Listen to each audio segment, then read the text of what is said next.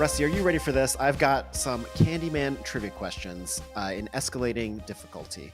Are you ready? Hit me with them. First question is, how does this film, Candyman, connect to the classic slasher and our first episode, the beloved film Blood Rage? It's not cranberry sauce. Wait, you said they're going to escalate in difficulty? This sounds like a hard one right off the bat. I feel like this one is so easy. How do they relate? And I'll make it even easier. They share a cast member.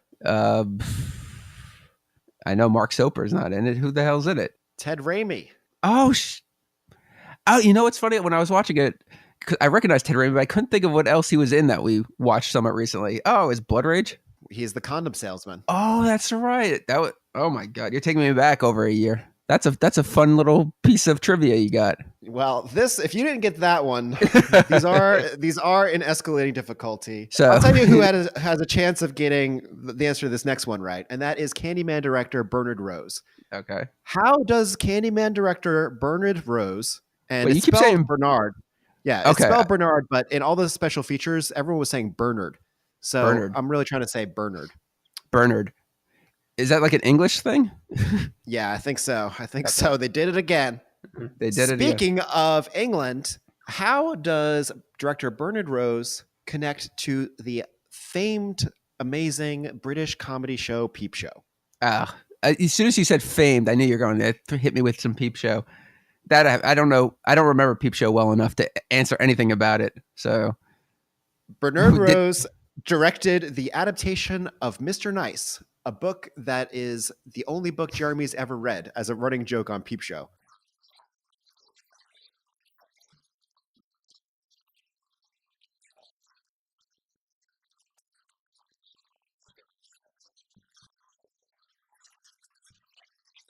How does Candyman connect to the film Don't Look Now?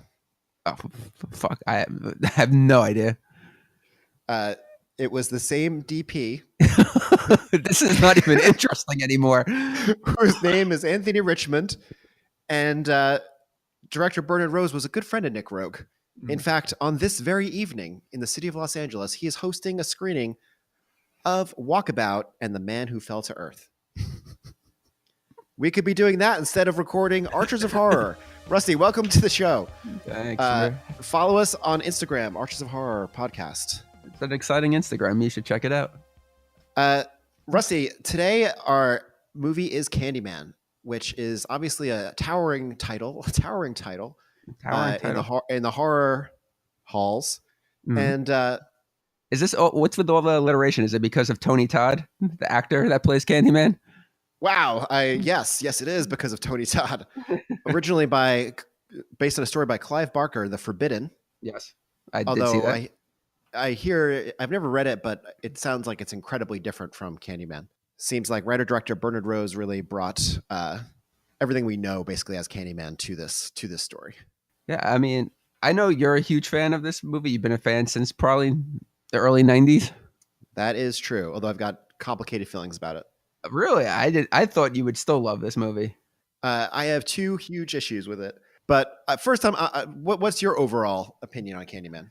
I think it holds up well as far as those early like 90s films that kind of don't age as well. Most of them it has a certain look to it, which is very stylized of that time.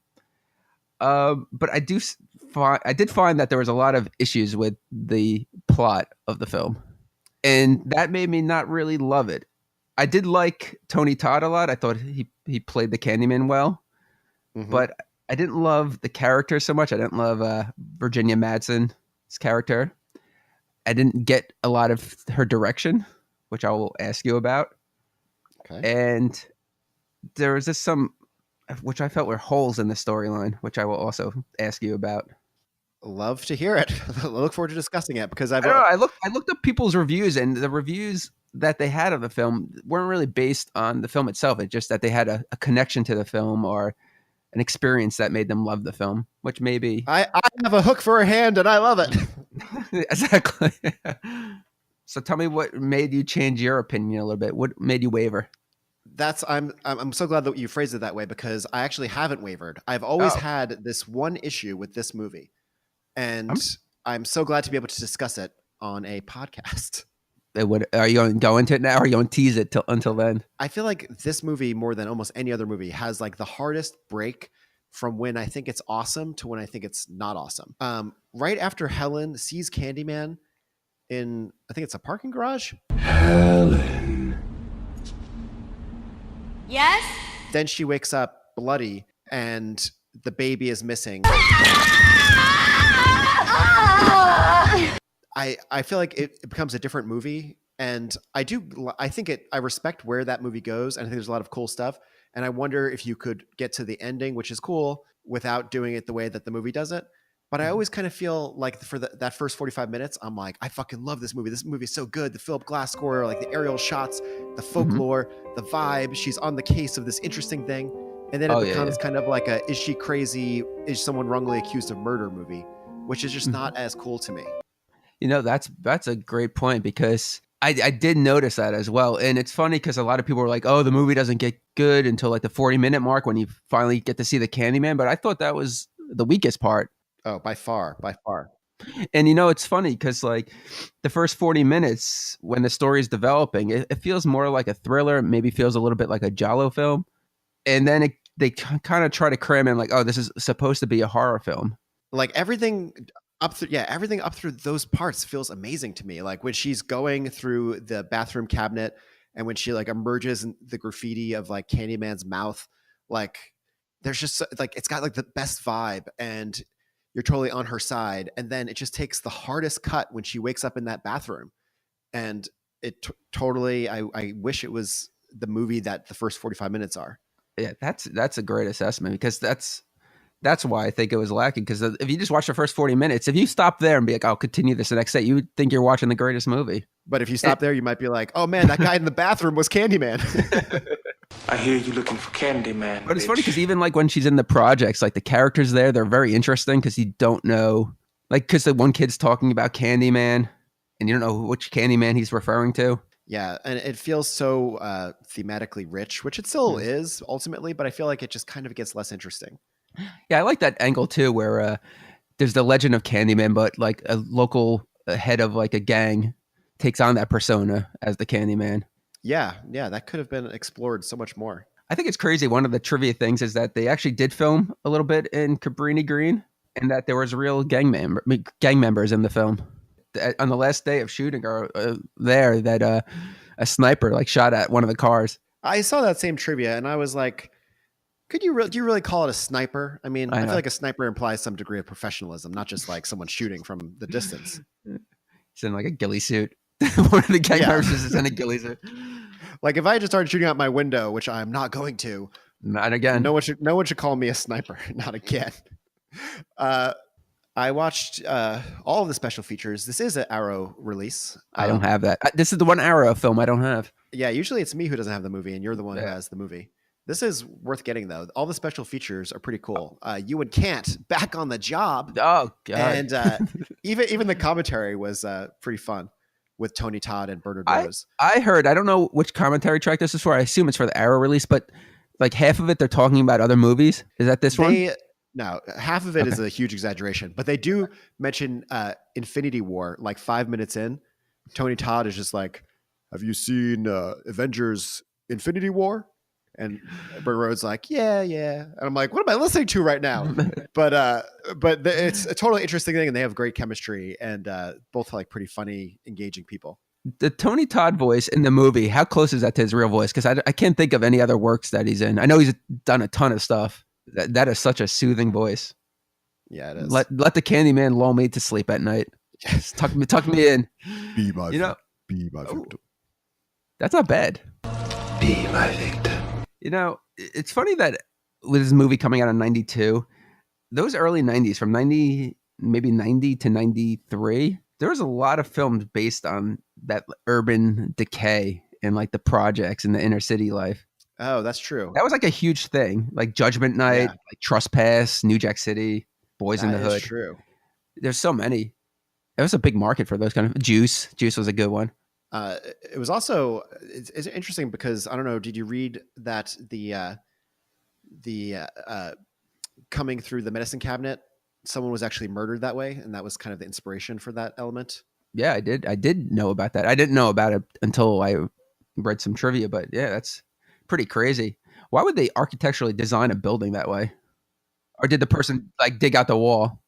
Well, two answers to that. The first thing is that they architecturally designed it like shit because it was like the projects for poor people, and they were like, "Fuck you." And but the other thing is that I read that the walls were so shitty in the projects that someone could bash down the wall and come in to your apartment and rob you. So Really? imagine imagine just like sitting watching TV and someone starts smashing the wall down next to you. Oh, yeah. Rusty, you know, Philip Glass, him and Bernard Rose are now friends.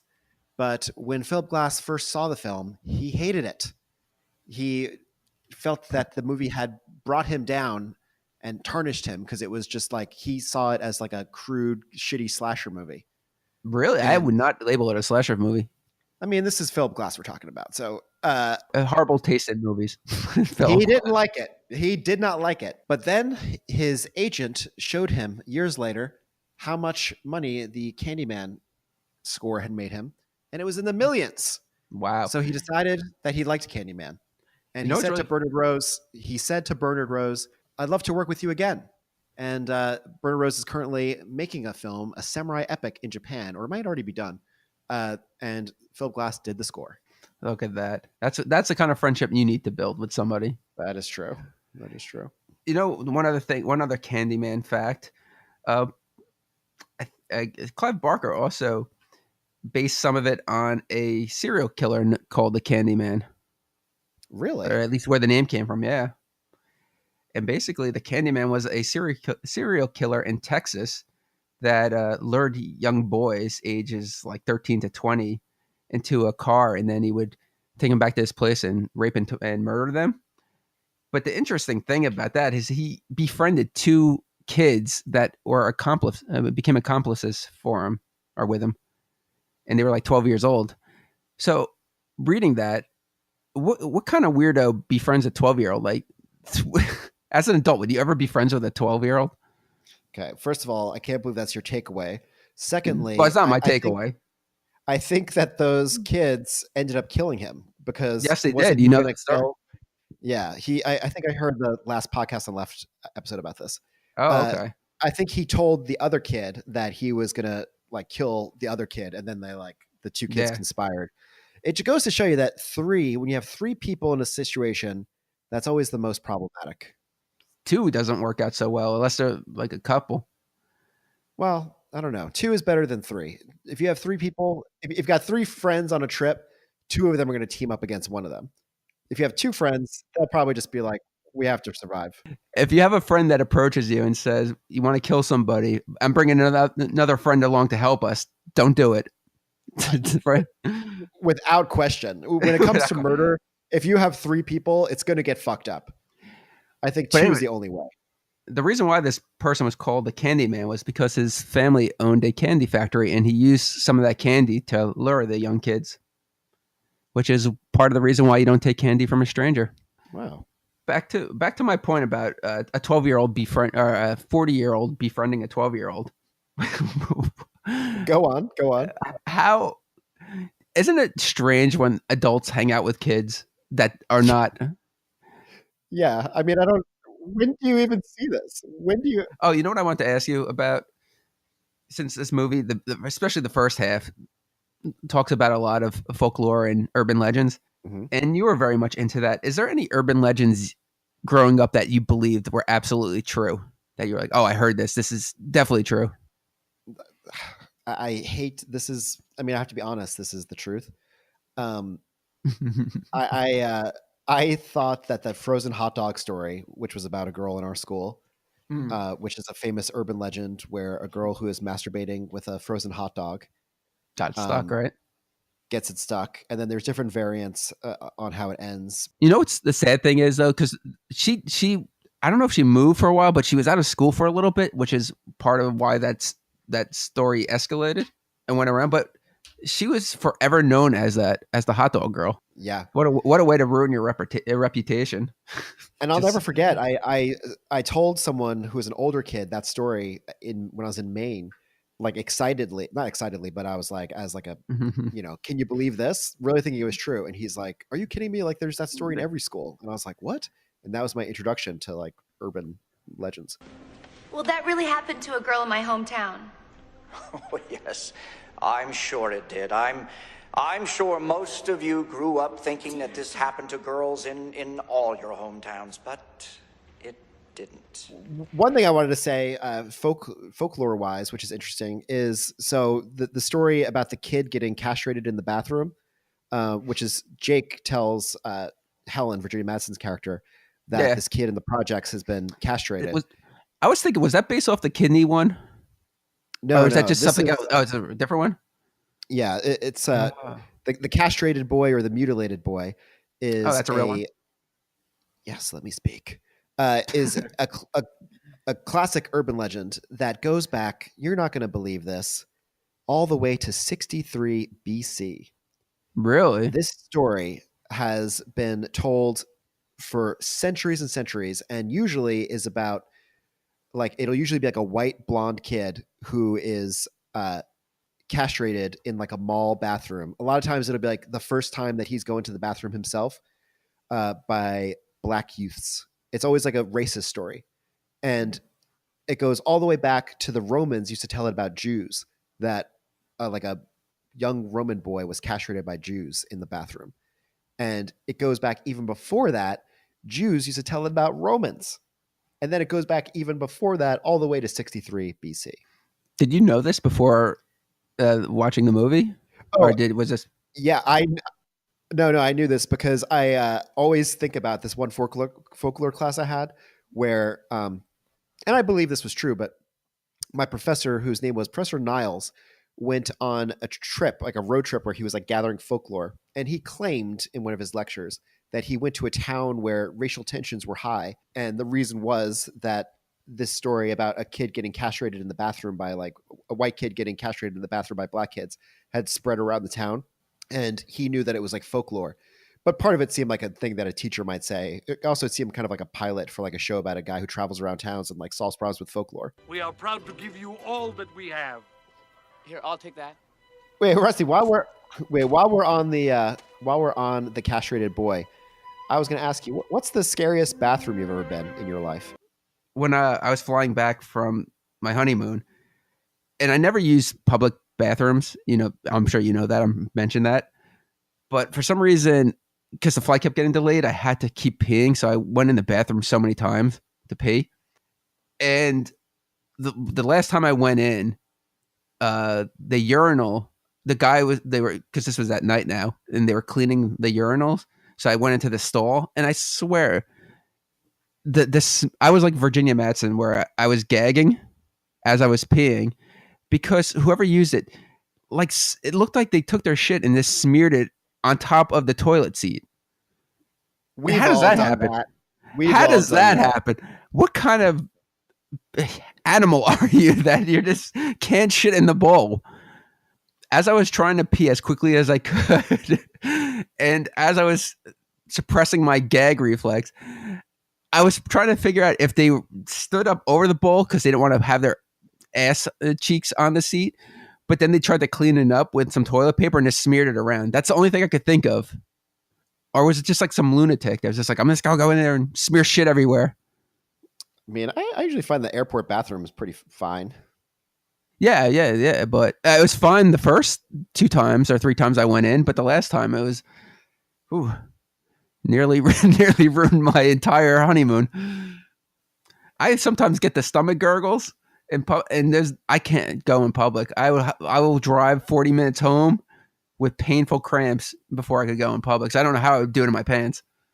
I can't believe. I mean, I'm a monster. You have not lived. Like if I took away some of the times I've shit in public, I would not have, a chapter of my memoir would be gone. I've talked to some people that say how enjoyable it is to shit in public. I've been in the city where I've gone to shows and had to use the restroom to pee, and there's people taking a shit, they're laying farts, and they're just trying to have a conversation with whoever else is in there. And I was like, this is the life that I wish I could live, that I didn't have any shame. Are you that guy? Or are you the one making conversation? No, I'd rather look at my phone. Mm. I could though. It wouldn't be the worst thing in the world. Are you letting farts out though too? Oh yeah.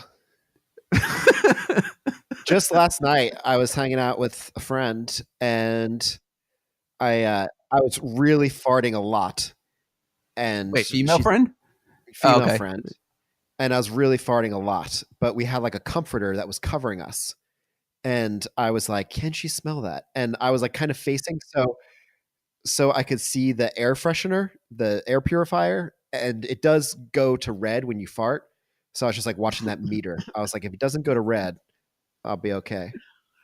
Wait. But wasn't she hearing it at least? No, I mean we had the movie Candyman was playing. You know, I hate to admit this, but I've never farted in front of Jen yet, and we're married. Wow. And you're just sitting there farting away. I feel like you're like from the religious sect in the movie Hardcore. You're George C. Scott's family. Turn it off! I don't know. You know, I think it's just the way I grew up. And we didn't fart in front of each other, so it's like a private thing. I need some therapy to break that. Your therapist is like, this is my specialty. Someone's got to do it. Fart in front of me. It's a dirty job. I hope not. Be my victim. Back to Candyman. Kill Rusty, me over here. back to Candyman. Rusty, there's so much smoking in this movie. I felt like I was watching an episode of Mad Men. It was definitely surreal, like when they're at dinner with her friend, her husband, and that professor guy, and they're talking about Candyman. They're all lighting up at dinner in a restaurant. It's just, when was the last time you seen that? You know, it's funny. Not funny. I don't know why I said that.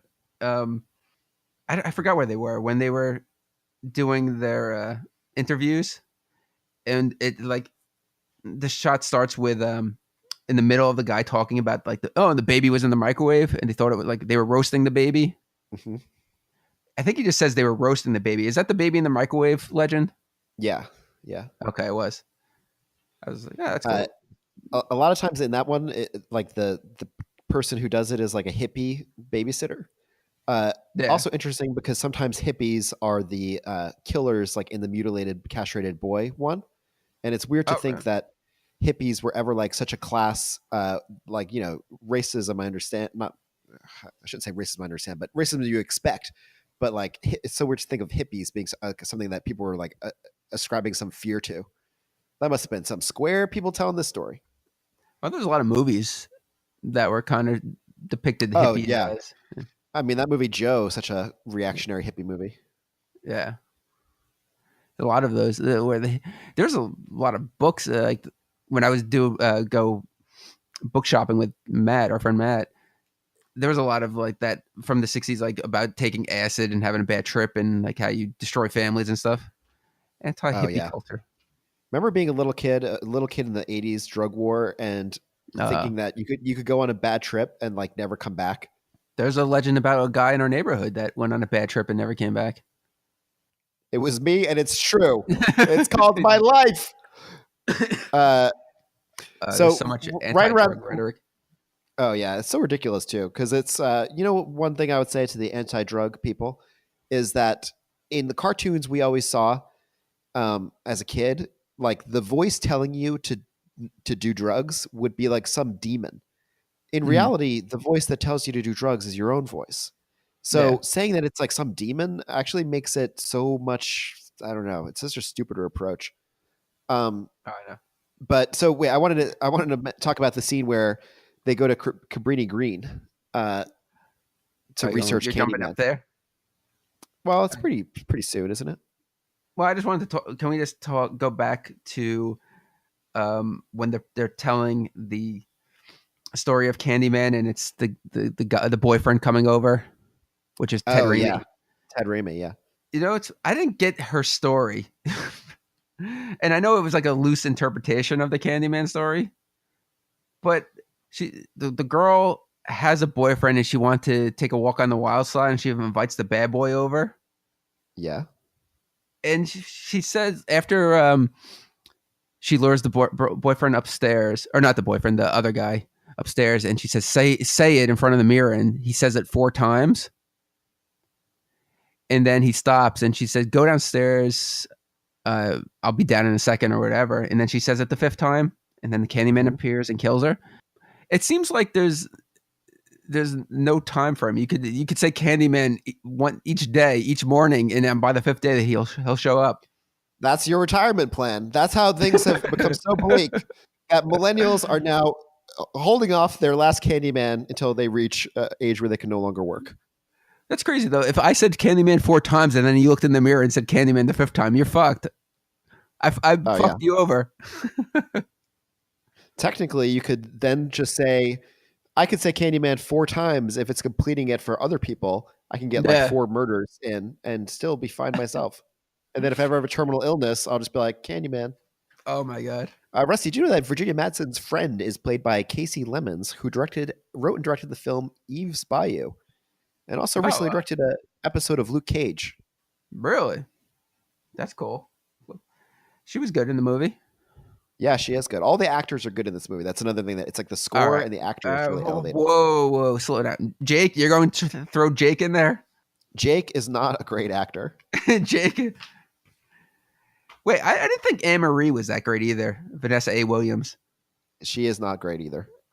She was a little over the top.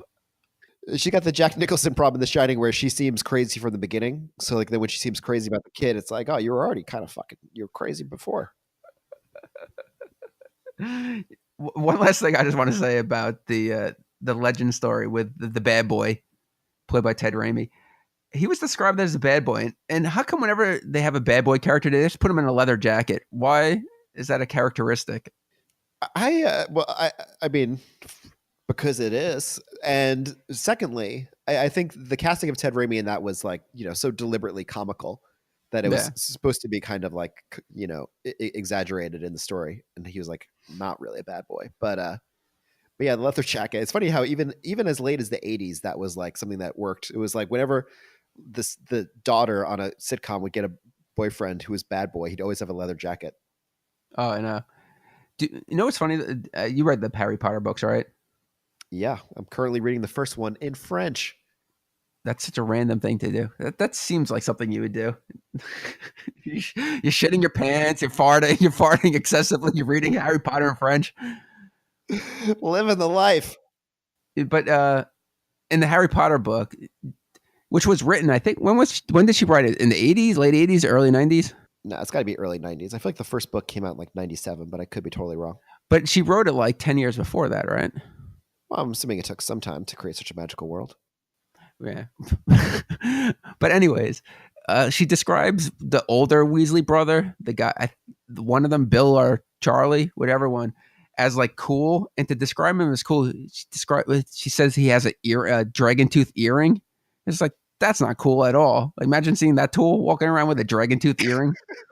And it seems like such a period thing, like, oh, the bad boy, the cool guy has an earring. It's like, really? But if it was actually a dragon's tooth and the guy told you that it was a dragon's tooth? Well, that's different. But remember that Mets pitcher that wore the alligator teeth necklace? Like, that guy wasn't cool at all. No, I don't. But that does remind me of something. Do you know that the first black person I ever met was Mookie Wilson? That you met? You must have been. Hopefully, you were very young. I was 30. Incredibly young, and it was at a baseball card show. But he was still like an active player. It was like before the 1986 World Series. Oh, really? Little roller up along first, behind the bag. It gets through Buckner. Here comes Knight, and the Mets win it. What about Cabrini Green? I mean, definitely a pretty scary place. That so like I said, there was a murder of a woman who's in her 50s, Ruthie Mae McCoy, by kids who came through the medicine cabinet in the bathroom. And there's a really great long form article about it that was written kind of like in the 80s. And I highly recommend it online if anyone likes long true crime stories, because it also, I had no idea like what life in the projects, especially back then, was like. And pretty interesting stuff and incredibly bleak. Wait, wasn't the character that was killed also named Ruthie?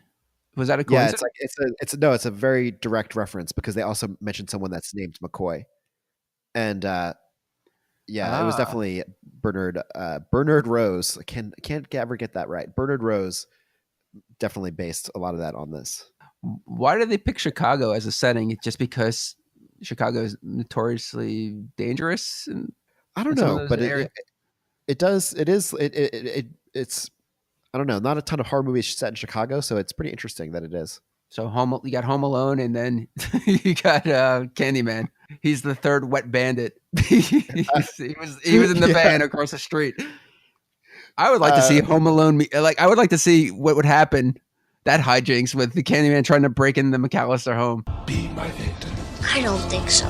I don't know. I never really think about bees that much when I think about this movie, but I guess they are a huge element of the Candyman character. Nearby, there was an apiary. Dozens of hives filled with hungry bees. They smashed the hives and stole the honeycomb and smeared it over his prone, naked body. Are bees attracted to honey? I thought they made it kind of like they were like, we did it, but they didn't care that much. Weren't the bees just placed on the endangered list again? Honeybees? I feel bad about that. We're fucked. This might be our last podcast, people. Would it be? What are you going to say about bees? Tell me what you know about bees. I'll tell you what I know about bees. It'd be a great twist if like humanity, if like we all come together, we solve climate change, all of the problems of humanity look like they've been completely taken care of, and we're all like, oh yeah, it's all going to be okay. And then that's the moment when the killer bees finally arrive and they just start rampaging. But back to Cabrini Green, I thought it was really cool how also in this article that I read, which was an article from the Chicago Reader about the murder of the medicine cabinet murder, they talked about how the walls are so thin in the projects and everyone knew everyone's business, and so people would not dare snitch. And sometimes like a person wouldn't even snitch, but they'd be in the proximity of a crime.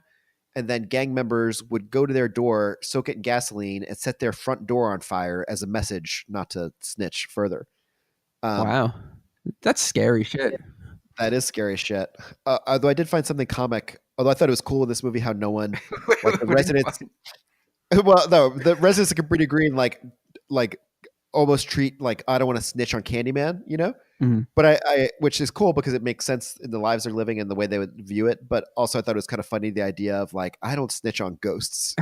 I'll snitch on some monsters. Like I'll snitch on a werewolf because only once a month can they fuck you up. Or I'll snitch on a mummy because they're slow. But I will never snitch on a ghost because the ghost could be watching us right now. When little Jake, though, is referring to the Candyman, is he always referring to the gang member?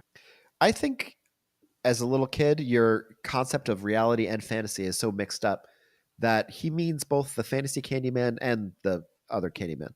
But I mean, he definitely believes in a supernatural Candyman. It's funny when you see the gang members, you could almost tell which people were real gang members. I don't know. It's hard. I wouldn't say that I could. It's like in the Michael Jackson video for Beat It, and you know how they use real gang members?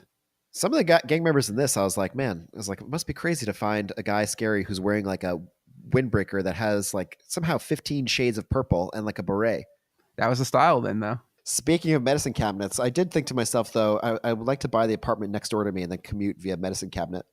Like one would be an office and one would be my home. And then like that'd be cool. You hear just like a clattering sound of like pills and like toothpaste hitting the counter. And like, it's like, oh, daddy's home, kids. Where would you rank Candyman amongst the movie maniacs? Is he on the list? To be Oh yeah, he definitely is. I mean, the thing is, as much as I don't like the direction the movie goes after she wakes up in the bathroom and it becomes like a wrongfully accused of murder kind of movie, Candyman is still pretty cool whenever he appears. He's certainly cool. He just got a great presence. But yeah, I mean, I like in the parking garage the shot where she hears his voice and she turns and sees him and he's just standing there. I came for you. That's like one of the best shots in the movie. Yeah. Helen. But as far as murdering people, I mean, it's not really that exciting. It's true. His aspect of killing them is not the greatest. And also, I probably said this on previous podcasts, but I never like it as much when it's like, how do I explain this? whenever he's killing someone, like it could be Helen, and I just never like it as much when it's like the character. Like, Mhm. the best example when it's done well is like Jack Nicholson in The Shining. Like, Yeah. he becomes possessed, but I always find it disappointing in movies where the character will become possessed instead of it being like about the monster. Like I was kind of disappointed in The Babadook when it becomes like about the mom being like Oh yeah, possessed, and I was like, oh, yeah, I wish it stayed with the Hat Man. yeah. But now that leads me to my question for you with the Candyman. How much is it the Candyman, and how much is that is in her head? Is she just has she lost it? I mean, Does she really summons? Does she really summon the Candyman? I think so. I mean, Or that's my own belief, but I also believe that Total Recall was not a dream. So I choose what I find to be more satisfying just as a viewer. Open your mind. see the thing, yeah, that is more satisfying. But after she got beat up in the bathroom, I thought maybe she suffered a head injury, Oh, and that's she a very became more interesting theory. and she became more delusional. And since she was already going down that rabbit hole, that it created the hallucinations of the Candyman. Was she even killing anybody? Yeah, that is a very interesting theory. I like that theory. But I feel like the movie's too ambiguous, where we don't know. I mean, on the Yeah. surface level, you want to think it's a horror movie. It's the Candyman. She summoned him, and he's just killing people on her behalf. But it wouldn't explain, like when she's in the mental institution, how would she kill the psychiatrist? She was restrained. So was she in the psych ward, and was she fantasizing all of it or hallucinating it? There is one part of the movie that made me think, is this all like some weird delusion? Uh, Yeah. do you remember the one part where there's the newscaster on the TV, like at like the start of the scene? The newscaster has like a few lines about the case, but Oh the yeah. newscaster sounds like so confused and not professional Mhm. that I was like, is this someone's like weird dream? See, there's two clues that will help my theory. One of them, I believe, is when she's in the institution and he, tells her that she's been there for a month and that they've had her like sedated, Yeah. and she's kind of shocked by that. But if she's been there for a month, how is that baby, the missing baby, still alive for a month? Oh, that's a good question. So I'm thinking it's all part of her delusions. The second thing is when she escapes the mental institution and she returns home to find her husband so quickly moved on and is living with the new girl. Hmm. That doesn't seem really that realistic. Like, would he really just move in with this other girl right away? Yeah, that does seem really extreme, And the especially girl, painting. yeah, and the girl Stacy, the younger love interest, her reaction to when she comes in, it's so bizarre. There's like a mixture of emotions that don't make sense. She almost is like I laughing. She does laugh. I thought that was kind of a cool touch just because sometimes people do laugh involuntarily when something really surprising happens. And I was like, what a bold choice for this like featured extra to be taking here. But I could see it is a weird thing. Yeah, I just feel like a lot of it could just be in her head, and it would make sense why I like that. Yeah. how she would die in the pyre and stuff.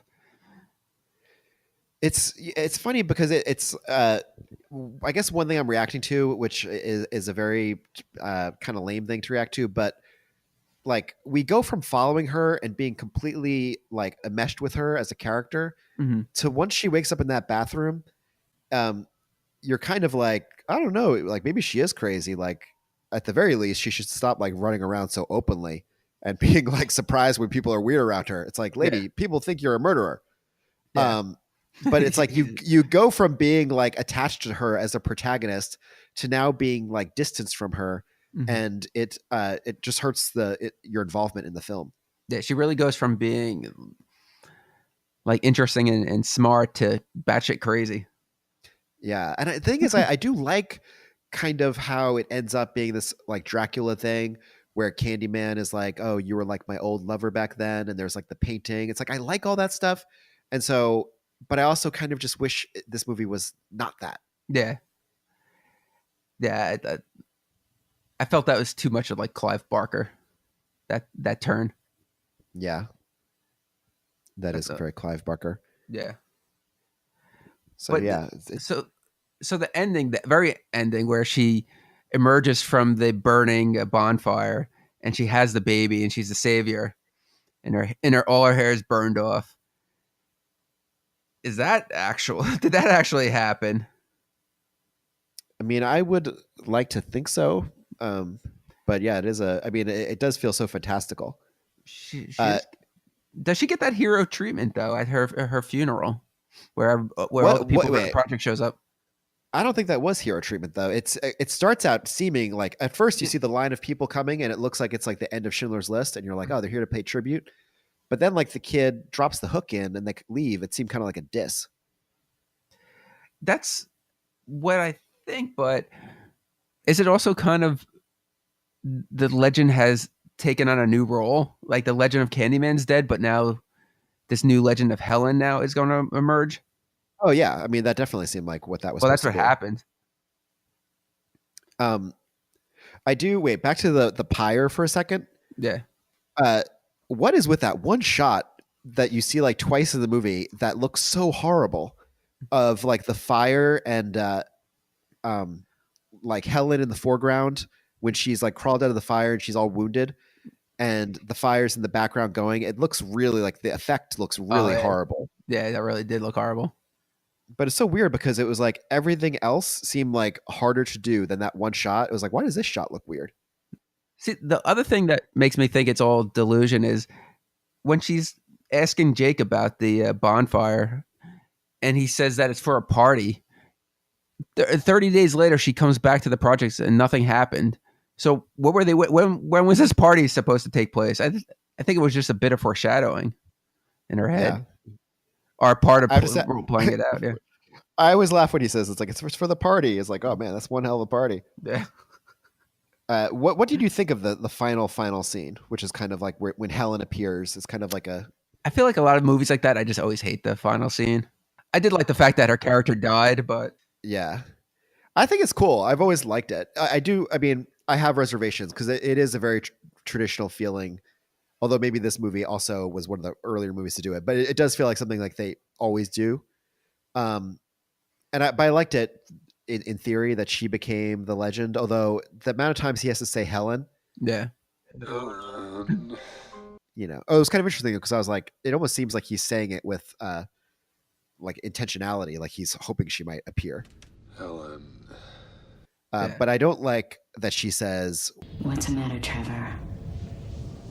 Scared of something?" I don't know. Is that really what she would say? Like, maybe if she just appeared, that would have been better. Or if she said something, you know, like if the way that Candyman said Helen, like she said in her voice, his name to him, I can speak. Helen. Your Aunt Helen was a beautiful woman. Your Aunt Helen was a beautiful woman. Rez, did I ever tell you that my story of working at Adventureland? This is completely off topic suddenly. Did I ever tell you about that? No, but there's a lot of stories of you working at Adventureland. So which one is it? Okay, well, Adventureland, for those people who don't know, was or still is, an amusement park on Long Island. It was dramatized in the movie Adventureland. The worst job ever. Whoa, you're dead! You're trying to kill me. Get out of my doorway! You don't know what I'm capable of! Thanks, Bobby. Hey, no problem. Might just lead I love your song. Come on, let's dance. to the best time of his life. Directed by Greg Mottola, I think his name is, who also directed Superbad, the movie with Jesse Eisenberg and Kristen Stewart. But I've always thought if I ever met Greg Mottola, I would say, Greg Booby. That's from Die Hard. Yeah. I'd be like, Greg, why did you like misrepresent Adventureland? Because Adventureland, I mean, look, no one come kill me, but was run by the mafia. And I got the job because my godfather, who was a former mob member who I've mentioned on previous episodes, he got shot because he tried to betray the mob. He's the one who got our house bugged by the FBI. This whole thing. He got me the job at Adventureland. And when I went there, like I go to the back room for my interview and it was like, you know, very typical, like wood paneling, like oil paintings of like old Italian men. and the guy who's interviewing me seemed like an extra on The Sopranos, and he was like, "Your Aunt Helen was a beautiful woman." A beautiful woman. And my Aunt Helen had like a giant white beehive and like was pretty large and always wore like kind of gowns and struck me as like a John Waters style character. She'd always be like, "Edward," and then just cackling. So I was like, what the fuck is this guy talking about?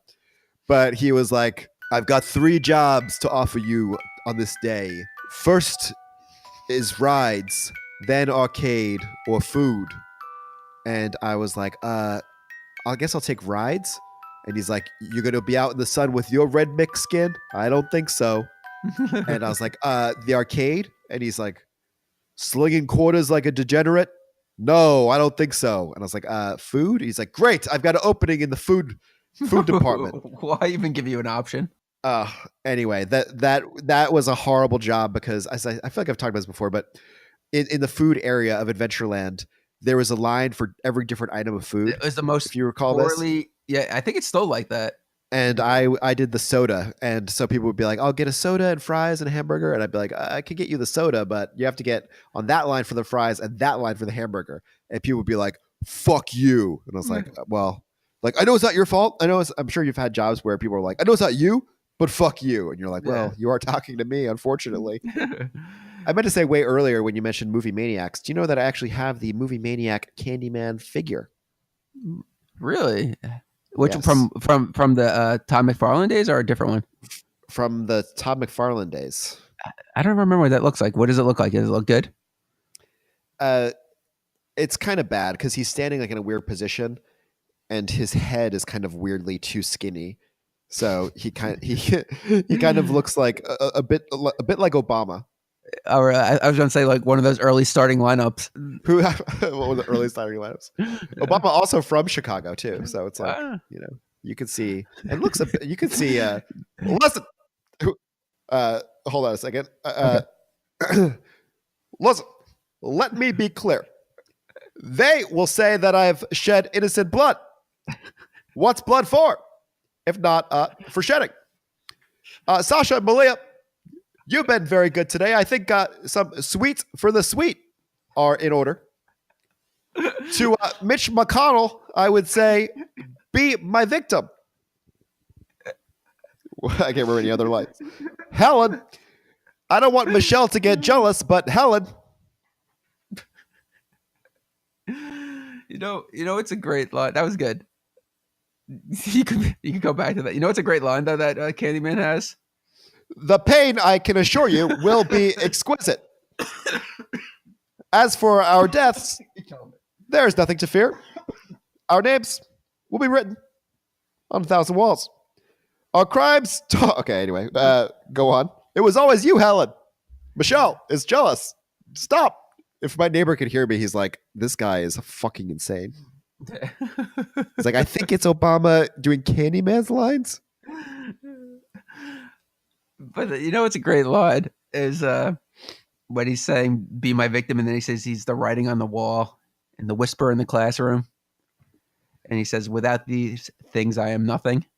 It's a great line. I need that whisper in the classroom.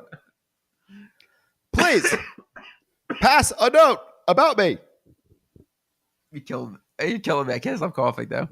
How's that not killing your voice? I mean, I feel like I kind of lost the Obama by the end, but it's hard to do my Obama impression because I don't really remember what I haven't heard Obama in so long. You gotta work on your unfortunate Trump. Let me be clear. Be my victim.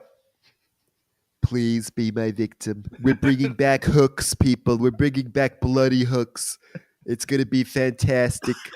There's gonna be bees coming out of my mouth. That's good, pretty good. It was like you doing an impression of Alec Baldwin doing Trump. I was actually doing an impression of the guys from We Hate Movies doing an impression of Trump. I'll be completely upfront with our listeners. You know what I would love to see?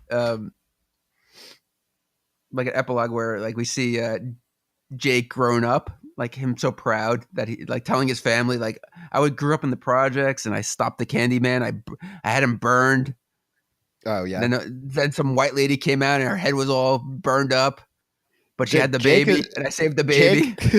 Jake is just like the classic liar kid, like our friend Eric from our childhood. Yeah. all of his friends are like, "Oh my god, this story." Wait, Jake. Then what happened? Then the baby was there. Yep. Yeah, the baby came out with a burn lady. It was like the story was already preposterous before the baby came out. Wait, and how did that baby survive in that blaze going on for like 10 minutes? They crawled out from the bottom of it. How did that happen? At least she died. That's all I can say. The thing is, like, by the time it gets to the ending and all the way that all comes together, I always find it kind of satisfying. But I find the first 45 minutes of the movie is like on the road to being an A+, and then it ends with like and it's like a solid. The ending's like a B+. But what? It was kind of a B. It was kind of a no, but it was kind of a B- on the way getting there. That's my review. I would say C, in the C, maybe a C. It's a C+ on the way getting there, and then the ending is pretty inventive. I'll give it a B+. Wait, the very end where he says Helen? The very end, I'll give it A-. I like the very end. Oh, okay. First time listeners are like, do they always do this? Did you like it because Stacy forgot to wear a bra in that scene? Did not even notice. I was looking in her eyes. Oh, what a guy. That's the type of guy you are. You'll look the girl in the eyes, but you'll be farting under the sheets. I will be farting and sharding and pissing myself. Wait, when did we get to sharding? That was actually something that I meant to tell you. That can we end on that? I mean, this just sounds like so juvenile, but it's true. So I guess I'll say it. I did shart for the first time. Like I farted, and I thought that could have been like some real shit. And then I looked, and it actually was, and I threw out my underwear. So just like I know you love the story of me being a little kid and shitting my Charlie Brown underoos. It happened again. Circle of life. I'm gonna die. Wait, Rusty, we could probably end there, but I've got one last Candyman trivia question for you. Yes. How does the famed British comedy show Peep Show connect to the film Don't Look Now? I don't know. Was it a person directed? Wait, what did Nick Rogue do again? Nick Rogue did not work on the show Peep Show, but it could have benefited from his. I wonder what he could have brought to their style. That would have been beautiful. I don't know. What does that have to do? Something with Walkabout? In the New Year's Eve episode where everyone is wearing costumes, Dobby is wearing a red coat. Oh. I have confirmed that she is supposed to be the little person killer from the end of Don't Look Now. Which was shot by the same DP as the film Candyman. And there you have it. So please be my victim. I don't think people know what to think with this episode. It's like this guy's shitting himself. He's doing an Obama impression. They were supposed to do Videodrome. The fuck happened? Videodrome's coming next week with a guest. As long as this guest doesn't listen to this episode and say, I'm bailing. I like that you always say next week. We don't know. It's coming out Monday. The first Monday of February. Oh yeah, the first Monday of February. It's always the first and third Monday of the month. All right, Candyman, everyone. Candyman, and that's Candyman. Where would you rank this, Rusty? Where would you rank this in the films we've watched? It seems like it's not one of your favorites. It's somewhere in the middle. You know what it is like. Reflecting back on the films we watch, I kind of like all of them, just because we spend so much time. They became like our child, researching it and then editing. So it's like, especially the episodes that each of us edited, that there's a place for it in our heart. So I kind of like all the movies, but it's probably in the middle. I'm trying to think of what would be beneath it, but yeah, it's better than Life Force. I know that. It's so much better than Life Force. I know there's a lot of people out there that like Life Force, but I can't stand Life Force. I actually do like this movie despite my reservations about it. So I'd rank it pretty high, but See, for me, I'm the type of like Society and Doom Asylum and Dead End Driving and Blood Rage are in like the top. Mm-hmm. So it's probably like around Brain Damage and Frankenhooker and Basket Case. It's in that range, mid. I can see that, except I've got Brain Damage really high. I would recommend it because it is definitely a classic film. It's a huge classic. If you haven't seen it, you got to see it. Exactly, and it's entertaining, and it's the first 40 minutes are awesome. Everyone can find something to like about Candyman. Now we just got to get Aunt Helen with her beehive hairdo and ask her what she thinks. Aunt Helen is unfortunately dead. So, as a ghost, do not snitch on her.